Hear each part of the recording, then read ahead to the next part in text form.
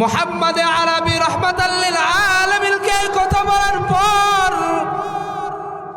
নবীর কেমন জানি মেজাজটা খারাপ, কেমন জানি মনটা বেজার।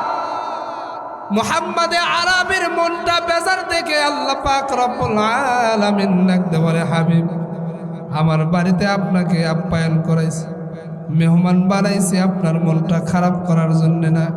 ও পয়গম্বর, মনটা আপনার খারাপ কারণটা কি?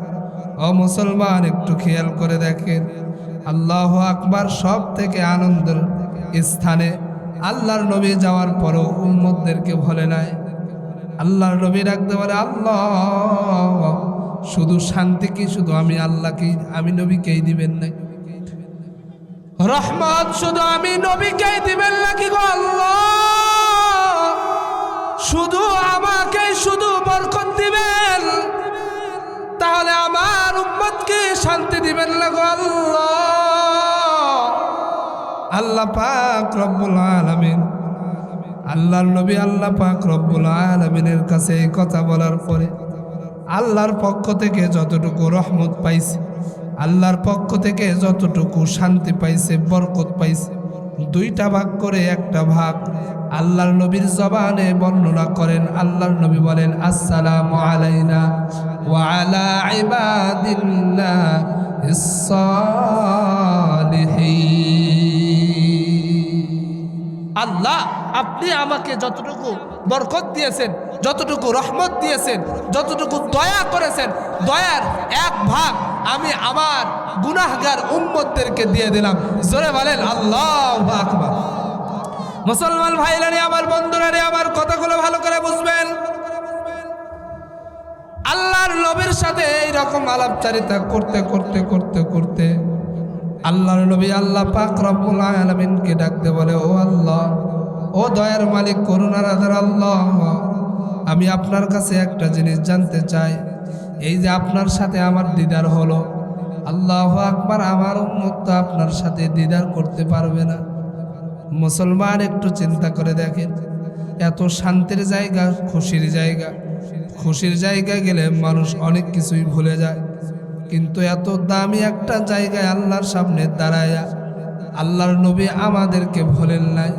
তাহলে আমরা কেমন মুসলমান, আমরা কেমন নবীর উম্মত, আমরা নবীকে ভুলে যাই? আল্লাহর নবী আল্লাহ পাক রব্বুল আলামিনকে ডাকতে বলে, দয়াময় আল্লাহ, তাহলে বুঝি আমি একা আপনার সাথে দিদার করতে পারলাম, আমার উম্মত আপনার সাথে মেরাজ দিদার করতে পারবে না। আল্লাহর নবীকে সান্ত্বনা দিয়ে আল্লাহ পাক রব্বুল আলামিন ওই সময় নবীর কাছে হাদিয়া পেশ করলেন 50 ওয়াক্ত নামাজ। ইতিহাস আপনারা জানেন, 50 ওয়াক্ত নামাজ নিয়ে আসার পথে মুসা পয়গম্বরের সাথে সাক্ষাৎ হয়েছে।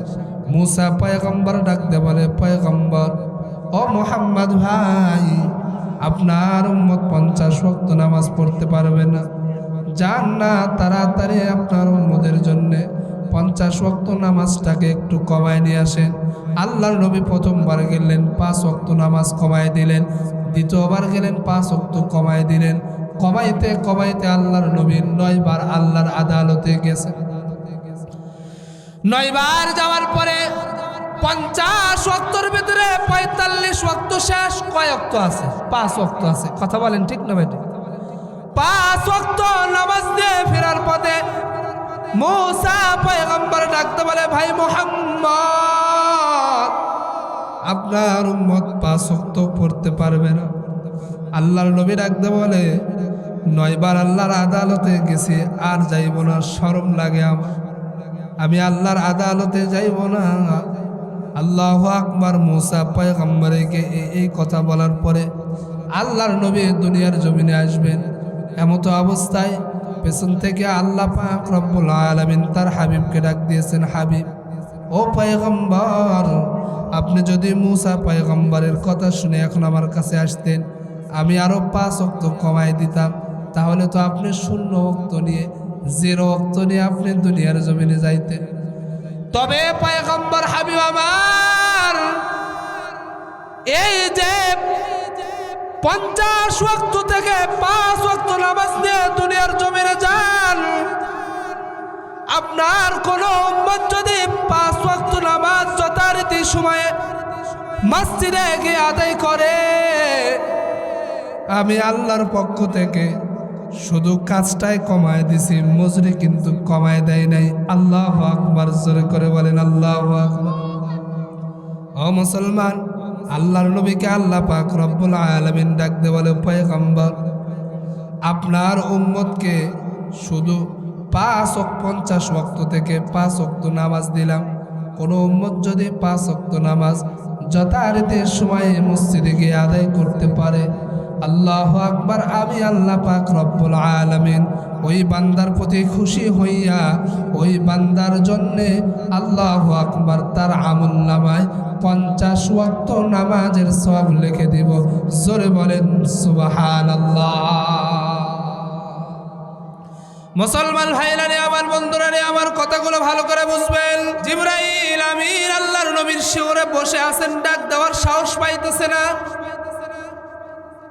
কারণ যে মালিক রব্বে কারীম দয়াময় আল্লাহ আসমান বানাইছেন, জমিন বানাইছেন, পাহাড় বানাইছেন, সবকিছু বানাইছেন, ওই মালিক কোনদিনও আমার নবী রহমাতে আলম নবীকে ইয়া মুহাম্মদ বলে ডাক দেয় নাই। আদম পয়গম্বর থেকে নিয়ে শুরু করে ঈসা পয়গম্বর পর্যন্ত যত নবী রাসূল এসেছেন, কোন সময় কোন নবীকে ডাক দেওয়ার প্রয়োজন হয়েছে, আদম পয়গম্বরকে ডাক দেওয়ার প্রয়োজন হলে ডাক দিয়েছে ইয়া আদম বলে। নূহ পয়গম্বরকে ডাক দেওয়ার প্রয়োজন হয়েছে, ডাক দিয়েছে ইয়া নূহ। ইব্রাহিম পয়গম্বরকে ডাক দেওয়ার প্রয়োজন হলে ডাক দিয়েছে ইয়া ইব্রাহিম। ইসমাইল পয়গম্বরকে ডাক দেওয়ার প্রয়োজন হইলে ডাক দিয়েছে ইয়া ইসমাইল। যত নবী রাসূল দুনিয়ার জমিনে এসেছে তাদেরকে ডাক দিয়েছেন, নাম ধরে ধরে ধরে সম্বোধন করেছে, কিন্তু আমাদের নবী রহমাতে আলম নবীকে রব্বে কারীম কোন সময় নাম ধরে ডাকে নাই। জোরে বলো আল্লাহু আকবার। নবী মুহাম্মদ আরবী রহমাতাল লিল আলামিনকে কোন সময় যদি মালিকের ডাক দেওয়ার প্রয়োজন হয়েছে রে নাটাই পাড়ার মুসলমান যুবক, আল্লাহ পাক রব্বুল আলামিন ডাক দিয়েছে ইয়া আইয়ুহাল মুজাম্মিল বলে। নবীকে কোন সময় ডাক দেওয়ার প্রয়োজন হলে ডাক দিয়েছে ইয়া আইয়ুহাল মুদ্দাসসির বলে। নবীকে যদি কোন সময় ডাক দেওয়ার প্রয়োজন হয়েছে রে ভাই, আল্লাহ পাক রব্বুল আলামিন ডাক দিয়েছেন তাহা বলে, ইয়াসিন বলে। আল্লাহু আকবার, জোরে করে বলেন আল্লাহু আকবার। তাহলে যে নবীকে রব্বে কারীম দয়াময় আল্লাহ ডাক দিয়েছেন, নাম ধরে কোনো সময় ডাক দেন নাই, তাহলে জিবরাইল আমিন কিভাবে আল্লাহর নবীকে ইয়া মুহাম্মদ বলে ডাক দিবে? আল্লাহর নবী শায়িত আছে, তার পাশে শিউরে দাঁড়ায় আছে, বসে আছে, ডাক দেওয়ার মতন সাহস জিবরাইল আমিনের নাই।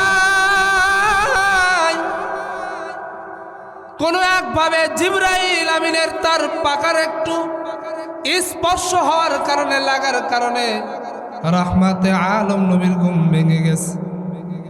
রহমাতে আলম নবী ঘুম থেকে জাগ্রত হয়ে উপর দিকে তাকায় দেখে খেজুরের পাতার ছাউনি ছিল মাথার উপরে, মাথার উপর তো খেজুরের পাতার ছাউনি নাই, আসমান দেখা যায়। পাশে জিবরাইল আমিন দাঁড়ায় আছে। নবী মুহাম্মদ আরবি ডাকতে বলে, ভাই জিবরাইল, কি ব্যাপার, তুমি দরজা বাদ দিয়ে থুয়ে তুমি কেমন জানি আসমান দিয়ে আসলা, উপর দিয়ে আসলা, উপরে ছাদ কোথায়, খেজুর পাতার ছাউনি কোথায়? জিবরাইল আমিন ডাকতে বলে, পয়গম্বর, রব আমাকে যেইভাবে বলেছে আমি সেইভাবেই করতেছি। চলেন না, তাড়াতাড়ি চলেন, রবের দিদার করতে হবে, রবের পক্ষে রবের কাছে সাক্ষাৎকার দেওয়া লাগবে। জিবরাইল আমিন আল্লাহর নবী রহমাতে আলম নবীকে নিয়ে হাতেমে কাবার পাশে ওই জায়গায় গেলেন। নবী আরবি মুহাম্মদুর রাসূলুল্লাহ জায়গায় যাওয়ার পরে দেখে জিবরাইল আমিন একানা, সাথে আছে মিকাইল ইসরাফিল, দুইজন ফেরেশতা। আল্লাহু আকবার। হাতিমে কাবার নিকট উপস্থিত আছে। জিবরাইল আল্লাহর নবীকে ডাকতে বলে, ও মুহাম্মদ সাল্লাল্লাহু আলাইহি ওয়াসাল্লাম, ও নবীজি মুহাম্মদে আরবি, আপনি এই জায়গায় শায়িত হন। আল্লাহর নবী হাতিমে কাবার পাশে একটু শুইলেন। ভেতর থেকে আল্লাহু আকবার সিনাটাকে ফেরে ভেতরে যা যা আছে সবগুলো বের করে একটা স্বর্ণের পেয়ালার উপরে রাখলেন। আল্লাহর নবী ডাকতে বলে, আমি সব কিছু দেখতেছি। ও মুসলমান, একটু খেয়াল করেন, বিষয়টা অনেক আশ্চর্যের মনে হইলেও আল্লাহ যা চাইবেন, আল্লাহ যা করবেন, দুনিয়ার সমস্ত মানুষ আশ্চর্য হইলেও হবে না। আল্লাহ পাক রব্বুল আলামিনের শক্তি দুনিয়ার মানুষের থেকে বেশি না কম। আল্লাহ বলেন, ওয়াল্লাহু আলা কুল্লি শাইইন কাদির, আমি আল্লাহর শক্তি দুনিয়ার ক্ষমতাধরের, দুনিয়ার ক্ষমতাওয়ালাদের শক্তি ক্ষমতা যেই জায়গায় শেষ, সেই জায়গা থেকে আমি রব্বে করিম দয়াময় আল্লাহর ক্ষমতা শুরু হয়। জোরে বলো আল্লাহু আকবার। মুসলমান ভাইরা রে আমার, বন্ধুরা রে আমার,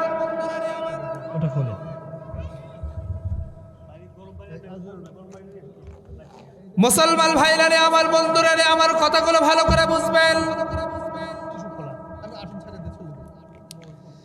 জিবরাইল আমিন পয়গম্বরের দেহ থেকে সব কিছুকে বের করে জমজমের পানি দ্বারা সুন্দর করে গোসল সুন্দর করে ধুইলেন। ধৌত করার পরে আবার নবী যে সিনার ভিতরে উঠায় দিয়ে একটু চাপ দিলেন। ও মুসলমান, একটু চিন্তা করেন, আল্লাহ কত শক্তিধর। আল্লাহু আকবার। দুনিয়ার ভিতরে যদি 2 থেকে 3 ইঞ্চ যদি আমাদের হাতে পায়ে যদি কেটে যায়, তাহলে সেলাই করা ভিতরে জোড়া লাগে না। কথা বলেন ঠিক না ভাই? কিন্তু আল্লাহর নবী রহমাতে আলম নবীকে একে একে একবার নয় 4 থেকে 5 বার পুরা আল্লাহু আকবার তার বুকটা ফেরে ভিতরে যা ছিল সব কিছুকে পরিষ্কার করেছে।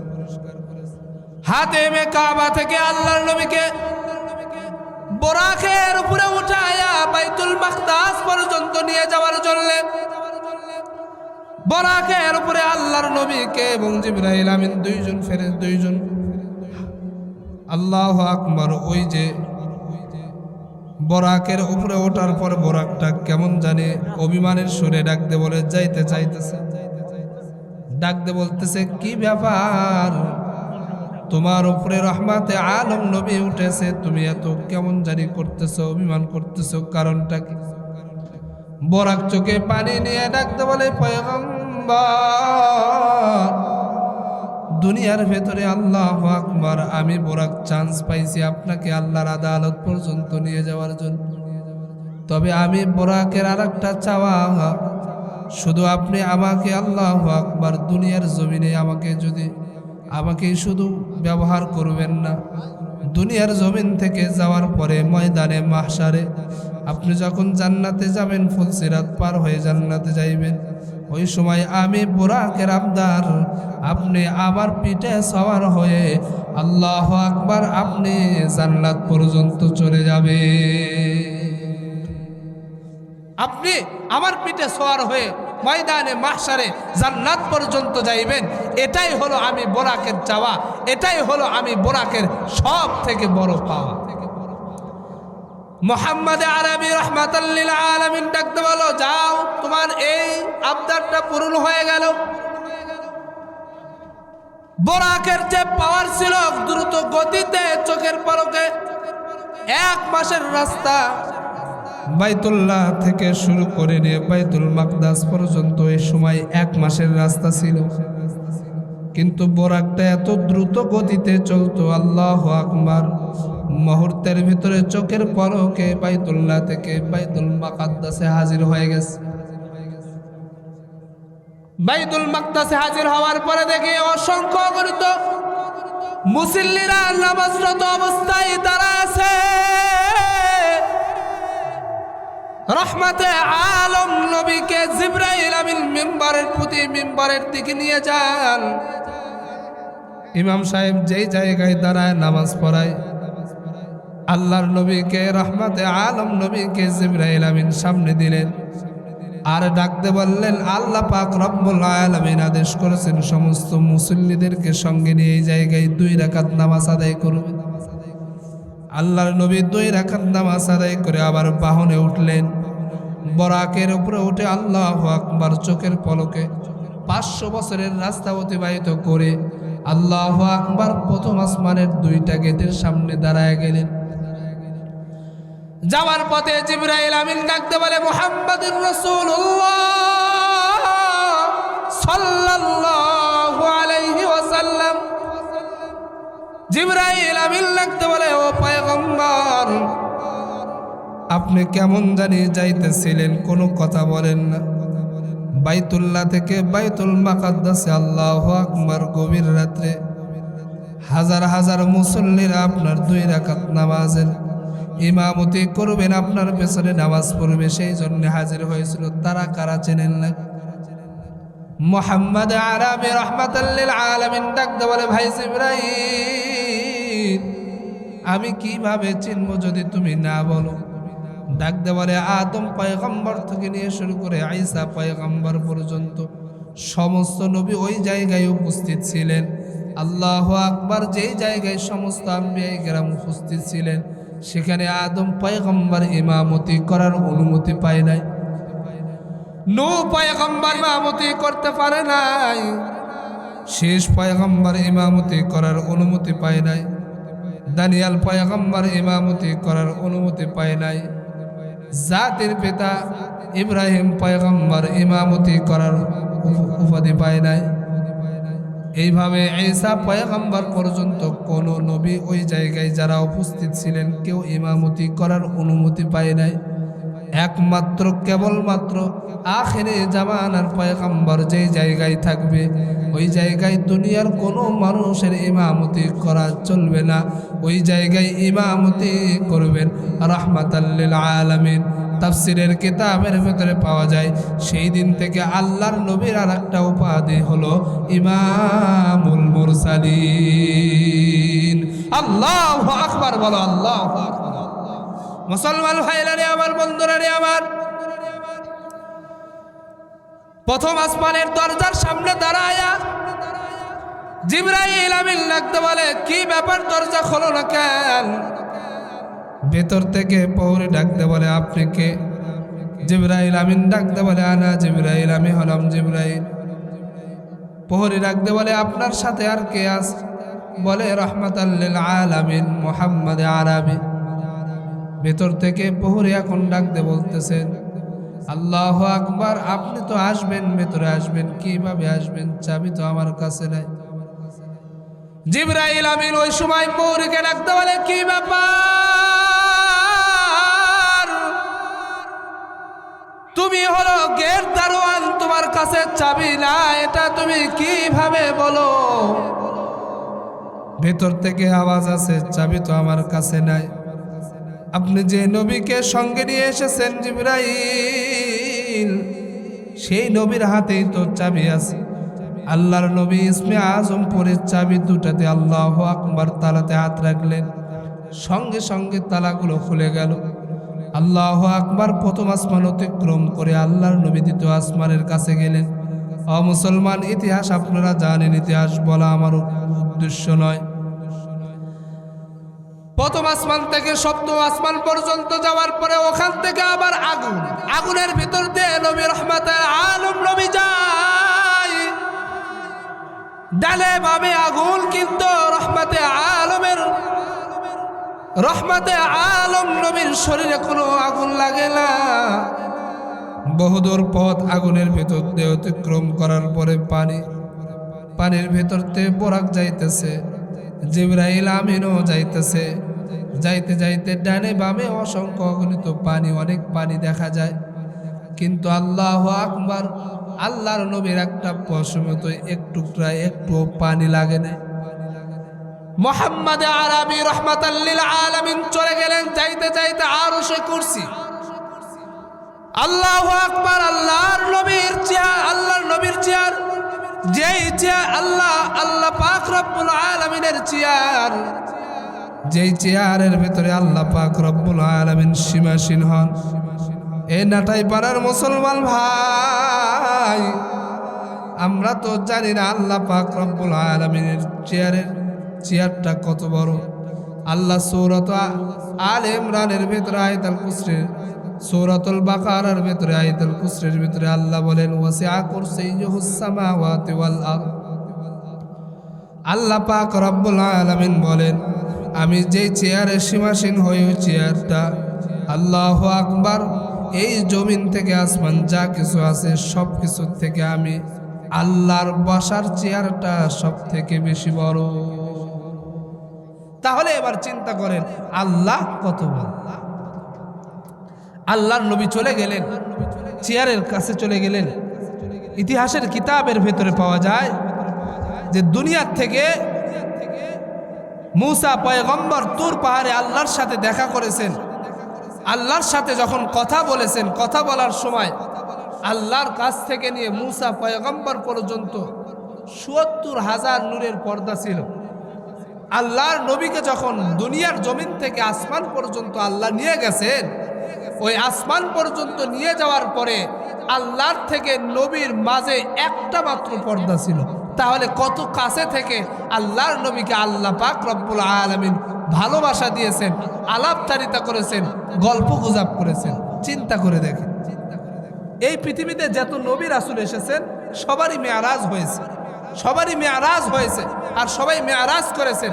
সবার মেয়ারাজ হয়েছে দুনিয়াতে, সবার মেয়ারাজটা ছিল পরীক্ষা।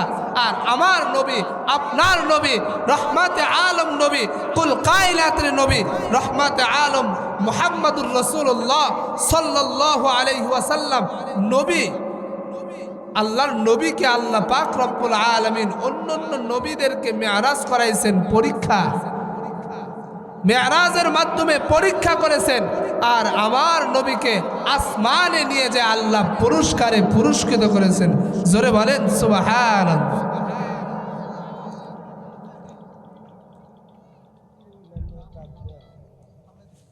কেমন পুরস্কারে পুরস্কৃত করেছেন?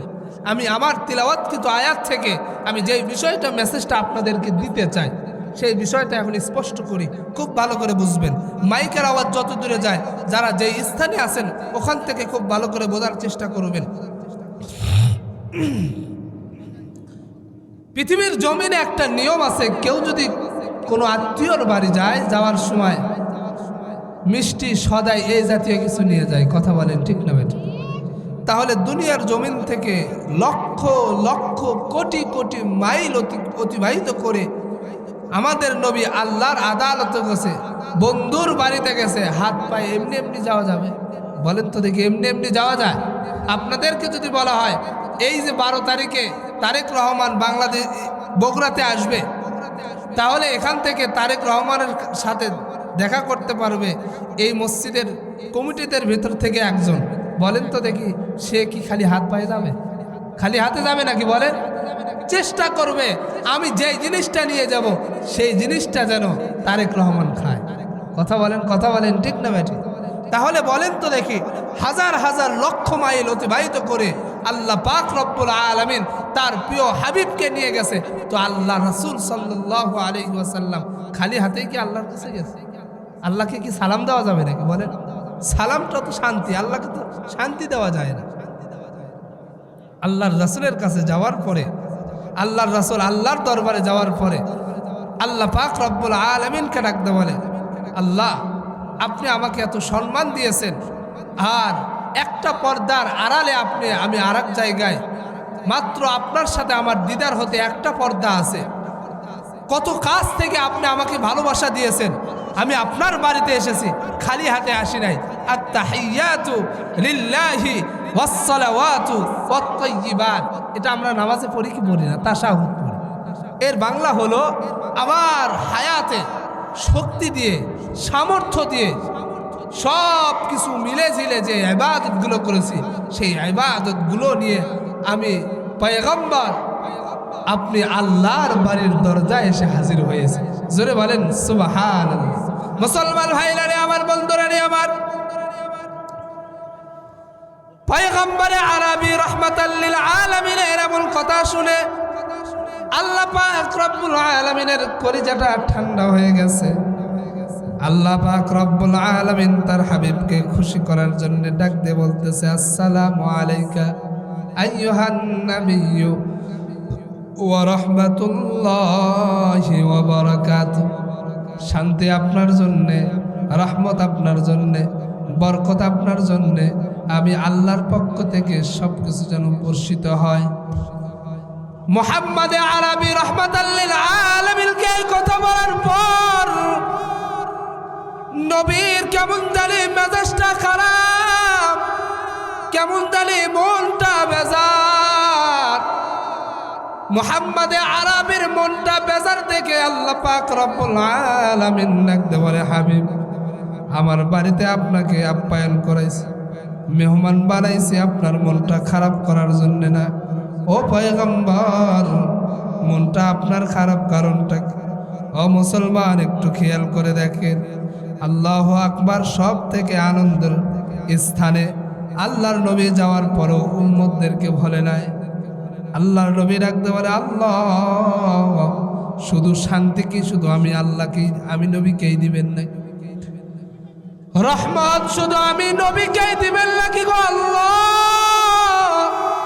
শুধু আমাকে শুধু বরকত দিবেন, তাহলে আমার উম্মতকে শান্তি দিবেন না গো আল্লাহ?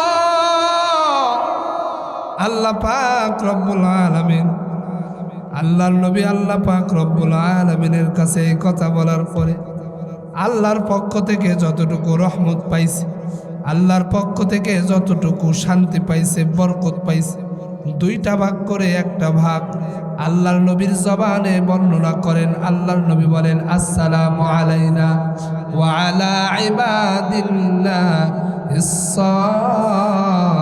সালিহিন। আল্লাহ, আপনি আমাকে যতটুকু বরকত দিয়েছেন, যতটুকু রহমত দিয়েছেন, যতটুকু দয়া করেছেন, দয়ার এক ভাগ আমি আমার গুনাহগার উম্মতদেরকে দিয়ে দিলাম। জোরে বলেন আল্লাহু আকবার। মুসলমান ভাইরা রে, আমার বন্ধুরা রে, আমার কথাগুলো ভালো করে বুঝবেন। আল্লাহর নবীর সাথে এইরকম আলাপচারিতা করতে করতে করতে করতে আল্লাহর নবী আল্লাহ পাক রব্বুল আলামিনকে ডাকতে বলে, ও আল্লাহ, ও দয়ার মালিক, করুণার আধার আল্লাহ, আমি আপনার কাছে একটা জিনিস জানতে চাই। এই যে আপনার সাথে আমার দিদার হলো, আল্লাহু আকবার, আমার উম্মত তো আপনার সাথে দিদার করতে পারবে না। মুসলমান, একটু চিন্তা করে দেখেন, এত শান্তির জায়গা, খুশির জায়গা, খুশির জায়গায় গেলে মানুষ অনেক কিছুই ভুলে যায়, কিন্তু এত দামি একটা জায়গায় আল্লাহর সামনে দাঁড়ায়া আল্লাহর নবী আমাদেরকে ভুলেন নাই। তাহলে আমরা কেমন মুসলমান, আমরা কেমন নবীর উম্মত, আমরা নবীকে ভুলে যাই? আল্লাহর নবী আল্লাহ পাক রব্বুল আলামিনকে ডাকতে পারে, দয়াময় আল্লাহ, তাহলে বুঝি আমি একা আপনার সাথে দিদার করতে পারলাম, আমার উম্মত আপনার সাথে মেরাজ দিদার করতে পারবে না। আল্লাহর নবীকে সান্ত্বনা দিয়ে আল্লাহ পাক রব্বুল আলামিন ওই সময় নবীর কাছে হাদিয়া পেশ করলেন 50 ওয়াক্ত নামাজ। ইতিহাস আপনারা জানেন, 50 ওয়াক্ত নামাজ নিয়ে আসার পথে মূসা পয়গম্বরের সাথে সাক্ষাৎ হয়েছে। মূসা পয়গম্বর ডাকতে বলে, পয়গম্বর, ও মুহাম্মদ ভাই, আপনার উম্মত 50 ওয়াক্ত নামাজ পড়তে পারবে না, যান না তাড়াতাড়ি আপনার উম্মতের জন্য 50 ওয়াক্ত নামাজটাকে একটু কমায় নিয়ে আসেন। আল্লাহর নবী প্রথমবার গেলেন 5 ওয়াক্ত নামাজ কমায় দিলেন, দ্বিতীয়বার গেলেন 5 ওয়াক্ত কমায় দিলেন। কমাইতে কমাইতে আল্লাহর নবী 9 বার আল্লাহর আদালতে গেছে। 9 বার যাওয়ার পরে 50 ওয়াক্তর ভিতরে 45 ওয়াক্ত শেষ। কয় ওয়াক্ত আছে? 5 ওয়াক্ত আছে। কথা বলেন ঠিক না বেটি? 5 ওয়াক্ত নামাজ দিয়ে ফেরার পথে মূসা পয়গম্বর ডাকতে বলে, ভাই মুহাম্মদ, আপনার উম্মত 5 ওয়াক্ত পড়তে পারবে না। আল্লাহর নবী ডাকতে বলে, 9 বার আল্লাহর আদালতে গেছি, আর যাইব না, শরম লাগে আমার, আমি আল্লাহর আদালতে যাইব না।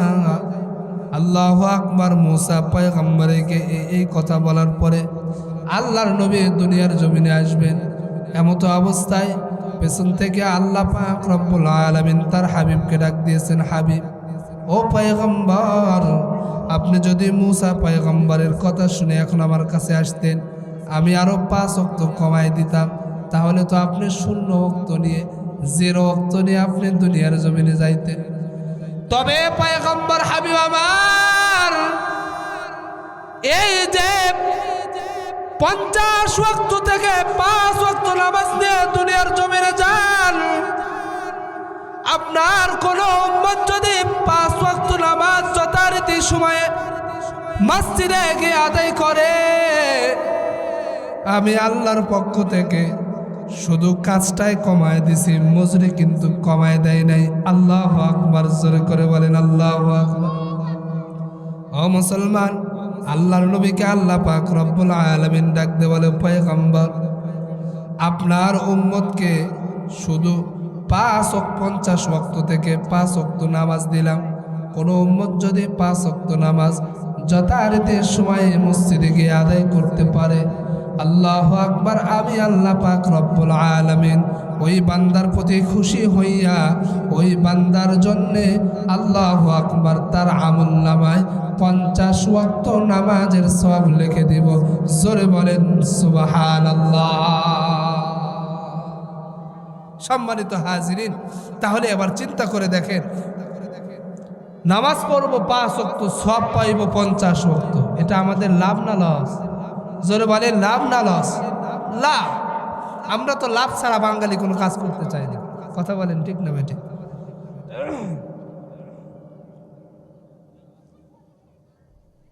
এই কারণে আমি আপনাদের সামনে যে হাদিসটি তিলাওয়াত করেছি, এই হাদিসের ভিতরে আল্লাহর নবী বলেন, আউয়ালু মা ইউহাসাবু বিহিল আবদ ইয়াউমাল কিয়ামাতিস সালাহ।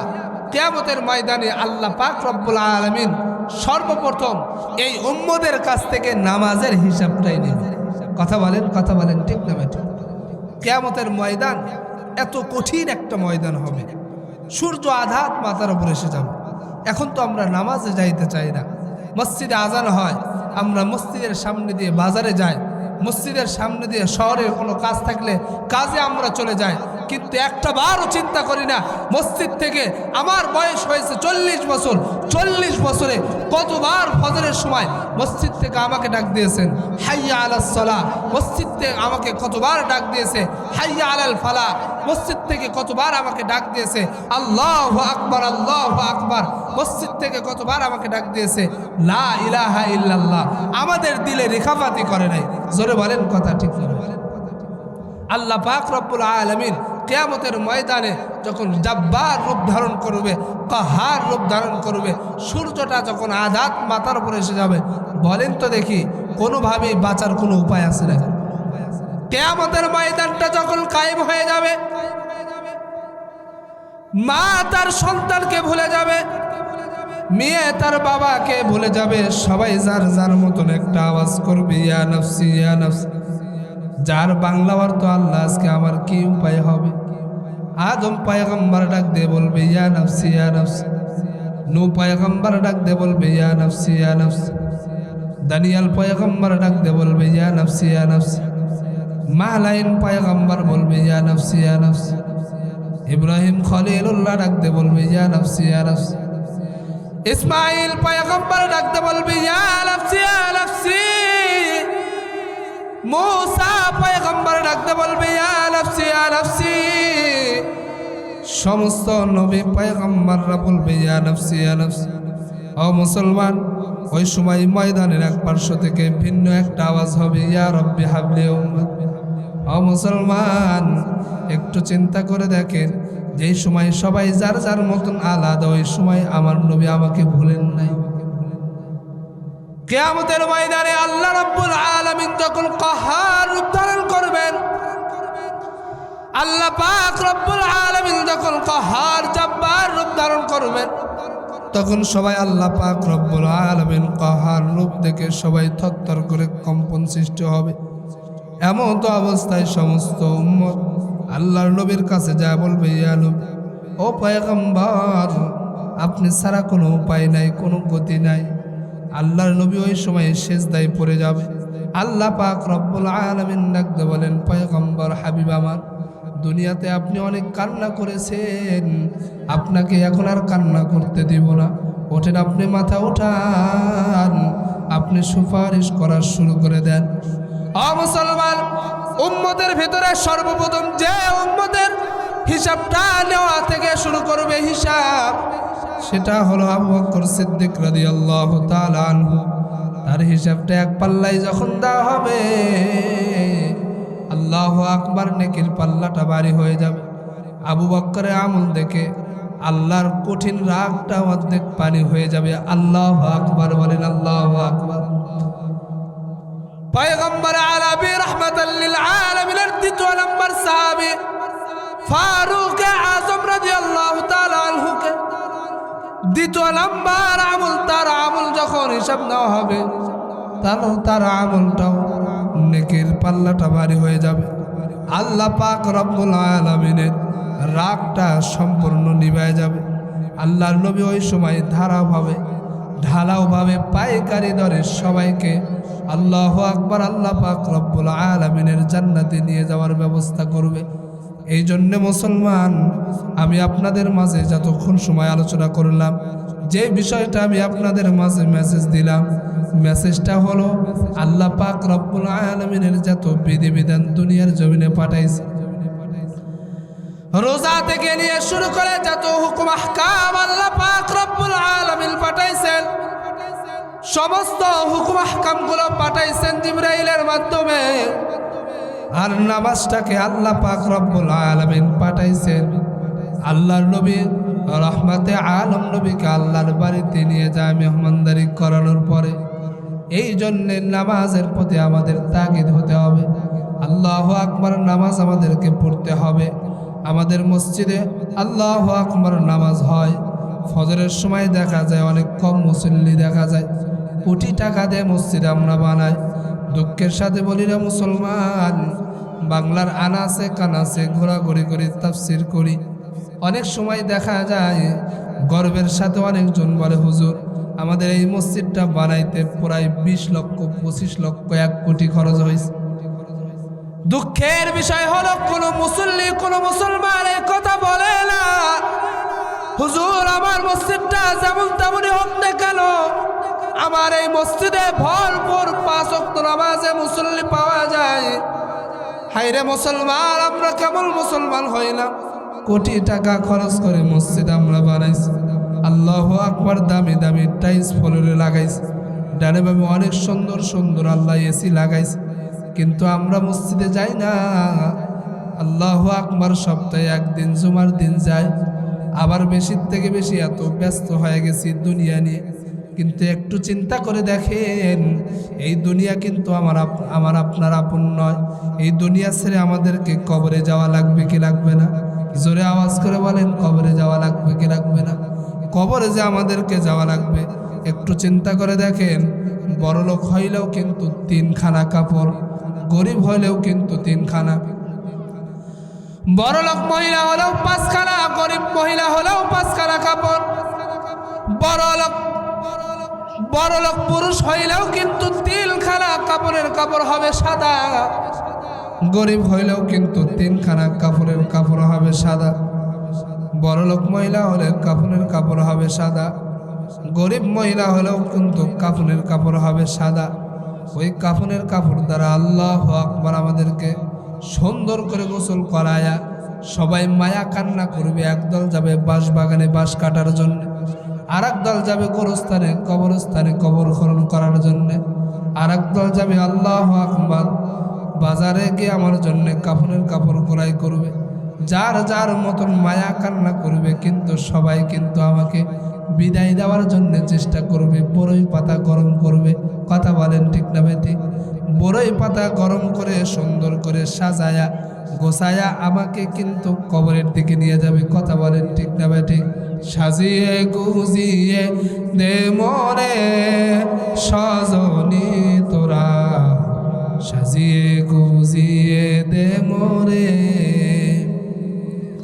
বড়ই পাতা গরম জলে শোয়ায়া মশারির তলে, বড়ই পাতা গরম জলে শোয়ায়া মশারির তলে আতর সুরমা চন্দন মেখে দে সজনী তোরা সাজিয়ে গুজিয়ে দে মোরে। কথা বলেন ঠিক না বেটি? সুন্দর করে আমাদেরকে সাজায় গুছায় আল্লাহু আকবার কবরের দিকে নিয়ে যাইবে। কবরের দিকে যাওয়ানোর আগে সুন্দর করে গোসল করানোর পরে কিন্তু 3খানা কাপড়, কোটি টাকার জামা আমি আপনি পরতাম রে ভাই। কোটি টাকার জামাটা বেলের দ্বারা আমার শরীর থেকে কেটে আলাদা করবে। 3খানা কাপড় মাত্র 150 থেকে 200 300 টাকা গজের সাদা কাপড় পরায় দিবে। কথা বলেন ঠিক না বেটে? এত রঙিন এত কাপড় কিছুই ভালো লাগে না মোর। এত রঙিন এত কাপড় কিছুই ভালো লাগে না মোর। সাদা কাপড় পরাই দে মোরে সজনী তোরা সাজিয়ে গুজিয়ে দে মোরে। সাজিয়ে গুজিয়ে দে মোরে সজনী তোরা সাজিয়ে গুজিয়ে দে মোরে। কথা বলেন ঠিক না বেঠিক? এই জন্যে মারা যাওয়ার আগে মরার আগে আমাদের মরা নিয়ে চিন্তা করতে হবে।